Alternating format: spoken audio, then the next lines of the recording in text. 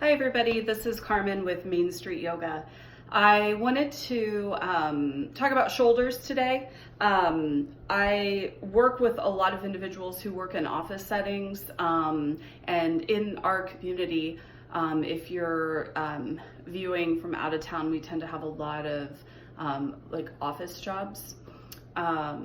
So I wanted to address how, as the weather, even though we have a hot couple days coming, everything's going to start transitioning to cool.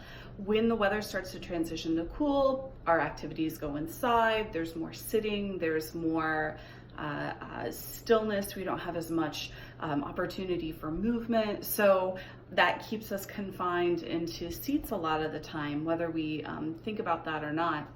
So when you're shifting your environment, your social environment, whatever you're doing, to the inside and sitting in a chair, you don't always get to choose what chair you sit in. And a lot of the time what we run into is this reaction to the chair that we have, where when you're leaning into a chair, you kind of draw into it as opposed to lifting yourself out of it. When we're working with strength in yoga, we want to work from a place of pushing the earth away. And a chair isn't a lot different. Chairs come in all sorts of varieties and shapes.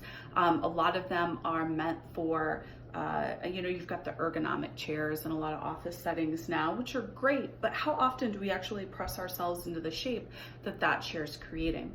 So I just want to bring to light a small awareness for if you're watching this in your desk, or if you're in a situation where you sit a lot. The only exception to this that gets a little tricky is if you drive a lot. So when you're in a chair, we don't often sit up very straight. Oftentimes we start to round, you might cross your legs, shifting the pelvis, you kind of turn, and you almost fight the natural shape of the chair, as opposed to letting your body have some more muscular definition through pushing the seat away and finding height here. The keyboard, if you work with a keyboard, sometimes is pushed away, and then there's a rounding that happens in the spine here. And over time, if your mom ever said, if you keep making that face, it might stick that way. Well, if your spine keeps making that shape, it can stick that way. So what we want to do is we want to consider and try to create some sort of awareness as to how you're interacting with your desk or with the environment in front of you.